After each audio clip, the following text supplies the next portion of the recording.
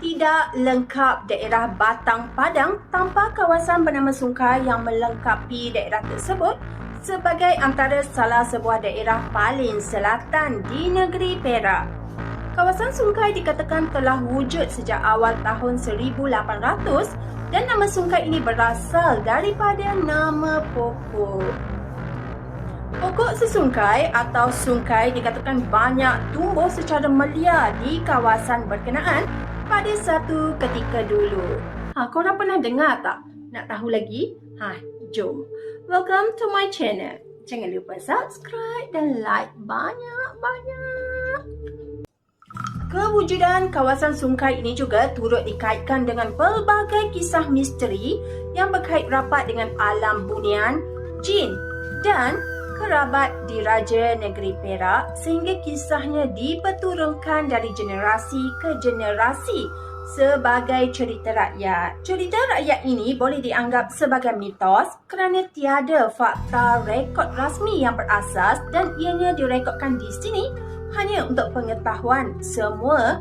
Terdapatnya sebuah cerita rakyat negeri Perak yang menjadi buah mulut.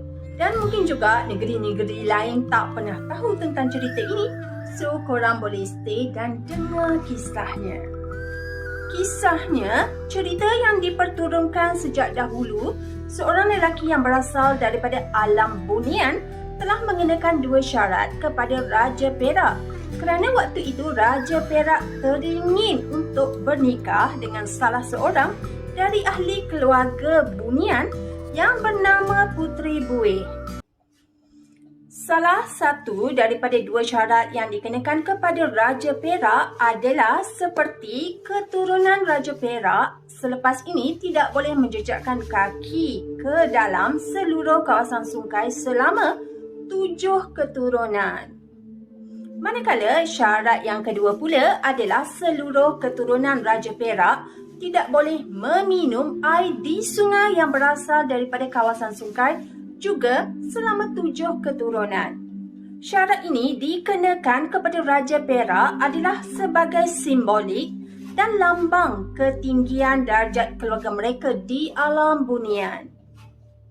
Maka sejak pernikahan antara Raja Perak dengan Puteri Buih yang berasal daripada alam bunian, cucu cicit serta keturunan selama 7 keturunan terpaksa akur dengan perjanjian yang telah dipersetujui oleh bunian dan keluarga Raja Perak.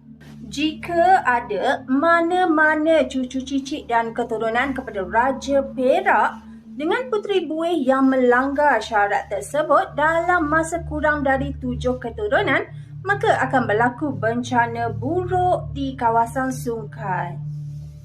Nak dijadikan bukti bersabit, pernah berlaku satu peristiwa satu ketika dulu sewaktu Sultan Nazrin iaitu Sultan Perak ke-35 menjejakkan kaki ke tanah dalam kawasan Sungai untuk merasmikan sebuah masjid di Sungai. Mungkin orang Perak masih ingat kisah ini, so korang bolehlah drop the comment.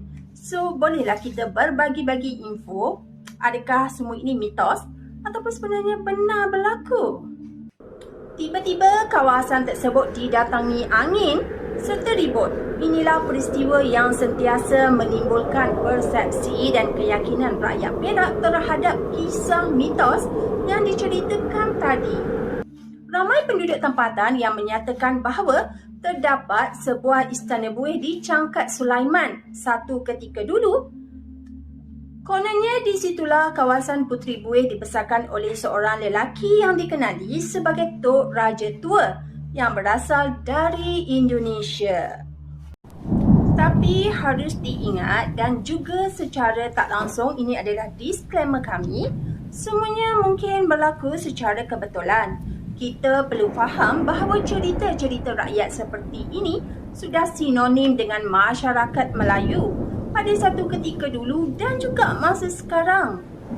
Dan masih diceritakan sehingga ke hari ini sebagai kisah pengajaran dan juga hiburan.